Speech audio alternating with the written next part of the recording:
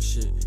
I might just hit your bitch. I walk in the party. What's up, everybody? I'm Darren Randall. Welcome to Let It Be Known. We got breaking news out of San Francisco. The 49ers and quarterback Jimmy Garoppolo are finalizing a new contract that will make him the highest paid backup in the NFL. Sources tell me and Mike Garofalo a solution that keeps Jimmy G on the roster while making it clear that it's Trey Lance's team going forward.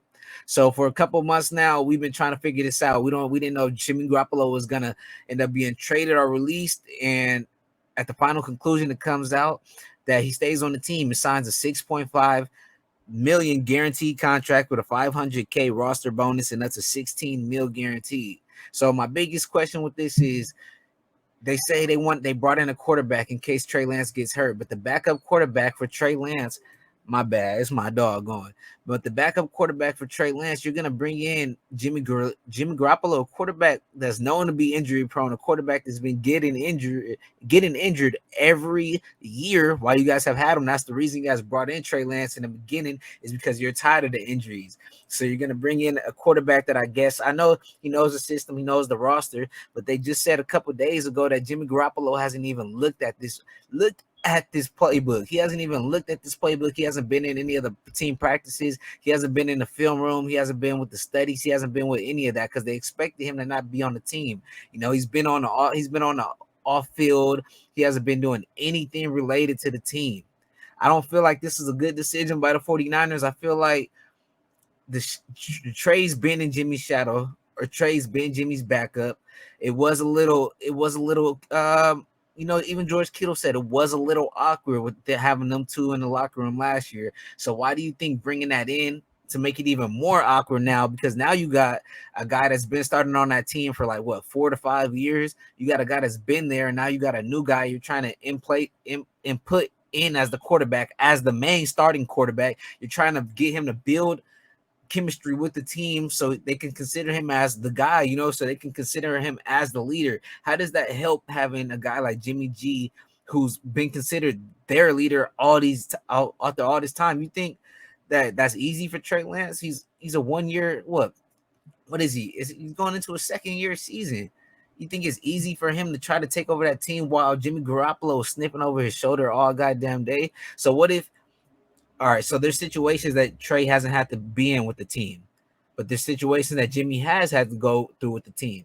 So let's say there's a crucial moment where it can be Trey Lance's team to, kind of, insert his dominance over the team, maybe vocal, maybe he's gonna say something, and Jimmy being a leader that he supposedly is, he's been on the team, he might say something before Trey gets the chance to say it, and it's just gonna bring in a lot of confusion. I feel like it was unnecessary confusion. I see what the 49ers are doing, and maybe it could be smart over time, because if let's say Trey doesn't get hurt, let's say somebody else gets hurt from another team, and you do get the opportunity to trade him, okay, you save that money. You also built some over the draft, so that worked out for you.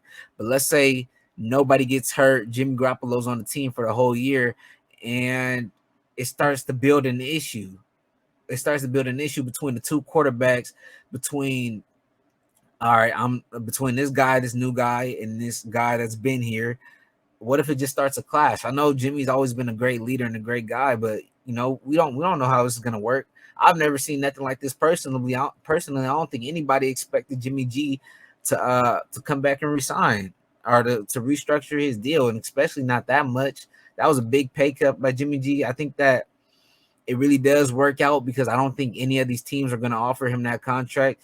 And in a way, I do to see the Niners' perspective that, okay, we got a guy that's been with us. We got a guy that's that knows the system, that knows how to take control of this team.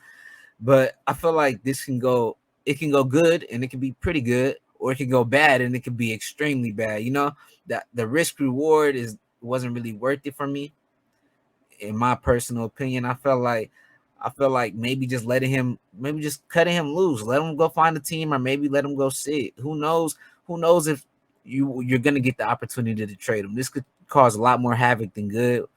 But you guys let me know how y'all are feeling, man. How are y'all feeling about this? With me, that's just how I'm taking it, but let it be known below. How are you guys feeling about this today?